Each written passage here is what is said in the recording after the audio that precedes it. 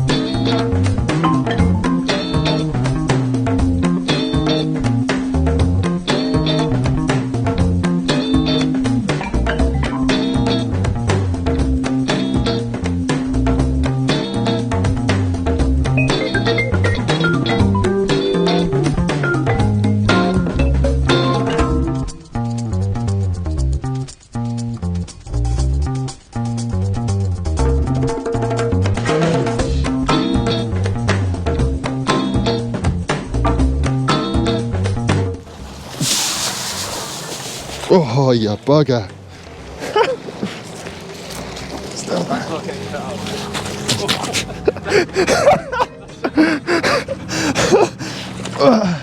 Nah, that'll go straight in.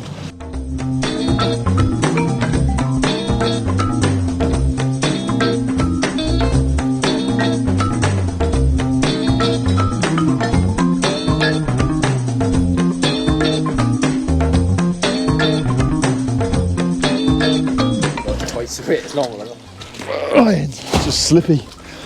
There, like that. Exactly. It's good you got the soft concrete to land onto though.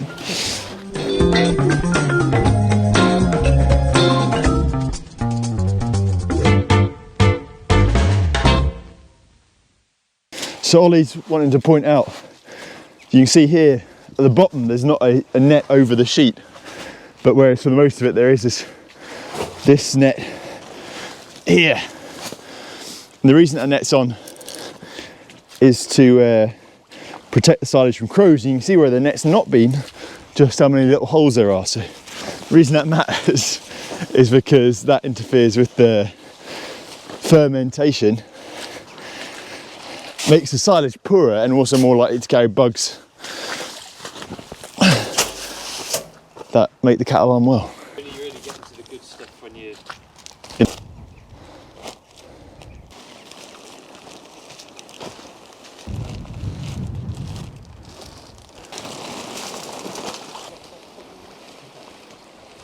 So you can see where the holes are, or were, even when the sheet's been removed. So there you go.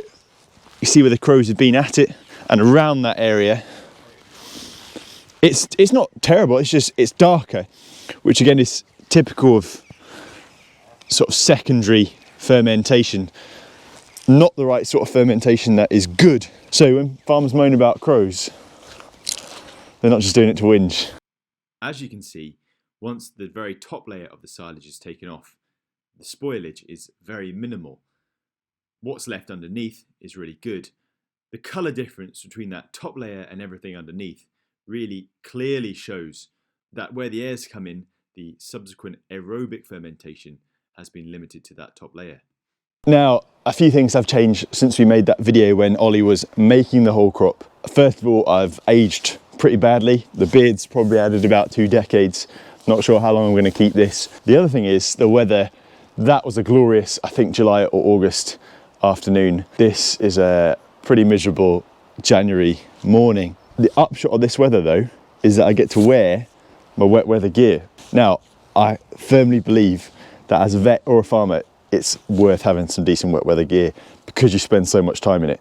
This, as you can probably tell, is a very new, very clean, limited edition Kaiwaka short sleeve vest, and you can also tell just how smug I am. I got this as a present to myself when I was offered to join the partnership of the practice. That makes sense. Took out the biggest loan of my life. Thought I'd buy myself a present to celebrate, but it is pretty cool. It's possibly the most Kiwi piece of clothing known to man. The only difference is, even in this weather, I think the Kiwis will be wearing shorts. Give me time, give me time. And because it's limited edition, I'd like to say you could get one for yourself, but you can't.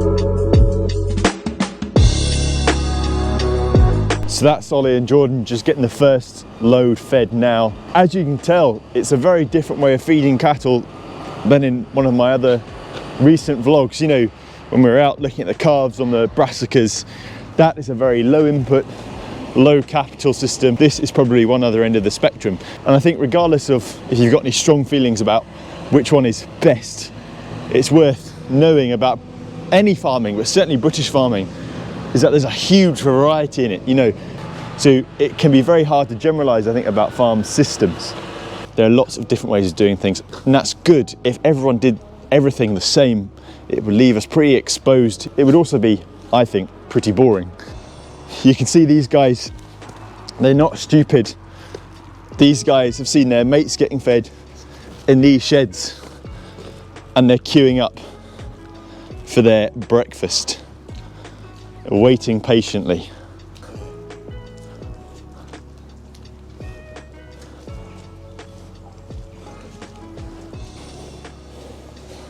What's it like, girls? What are you hoping for this morning? Anyone? Anyone have any dietary issues? No? Good. Hope you like silage. I hope you like whole crop.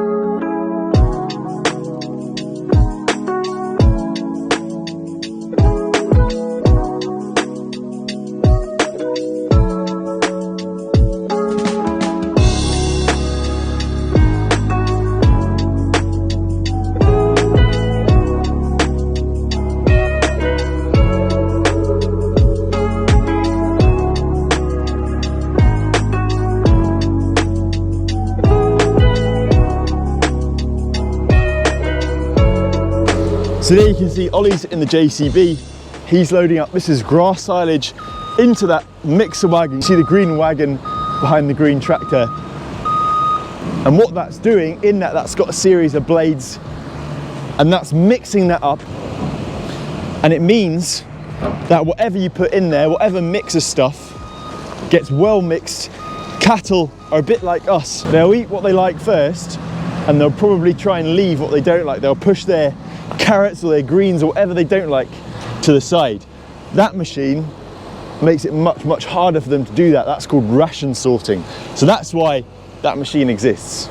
Also keeps it consistent. It means that one animal doesn't get a lump full of, say, grass silage, one animal doesn't get a lump of bread, one animal doesn't get a lump of whole crop.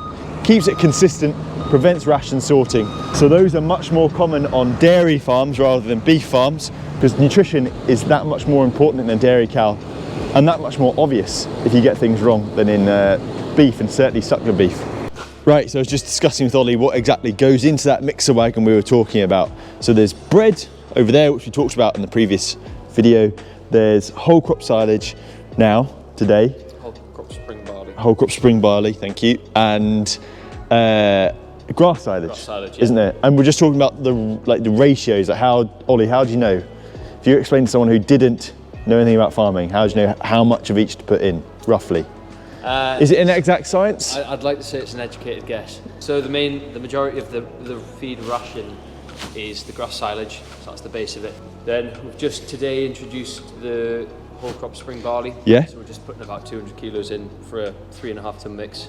Just cut down the bread ever so slightly to save on some crushed barley that we've got in the shed. So we've just introduced 200 kilos of whole crop spring barley, which we've taken off the bread. I see, because So they'll be it's a starchy, direct both of them, won't they? Yeah. Yeah, so obviously the bread's starchy, but with the whole crop there's a bit more protein and a bit more fibre. And you were saying, although we didn't get it on camera, you were saying to Jordan, any dietary change, Yeah. ease them onto it, don't you? So you Yes. don't go full bore. So you guys will know that if you change your diet completely, or if you have a big dinner of something you're not used to, it can upset you. Cattle are exactly the same, if not more so. So will you change, like you've given them, just like you say, a small amount today? Yeah, so it's very much a transition stage at the minute. So eventually we'll work up to about 2 ton of silage, a ton of whole crop, and 500 kilos of bread. Okay. For example. Yeah. So eventually it is going to work its way up. So probably in the next 2 weeks, 2 to 3 weeks, it'll work its way up. Did the Anguses and the Continentals get the same? Yeah. Same ration, right? Okay. Everything gets the same ration, rightly or wrongly. For our system, it works. See what we'll do. We'll just round off and go and have a look at some of the troughs, and you can see what they're like, what it looks like, what comes out at the end of the mixer wagon. Just get out of Jordan's way, maybe. So all those girls you saw before who were waiting for their breakfast have got it now, and here they are. Ollie's got the pound signs. Every little helps. Yeah, so There you go. That's what comes out the back. good examples here. Got a bit of bread there. Yeah. Mainly silage. And then just looking for that little bit of whole crop. Yeah, there you barley. go. So there's a few grains of barley in there. And the girls seem to like it, don't they? Yeah, they'll be all right on that. Yeah. Hopefully. So that's it for this one. Very well done if you made it this far.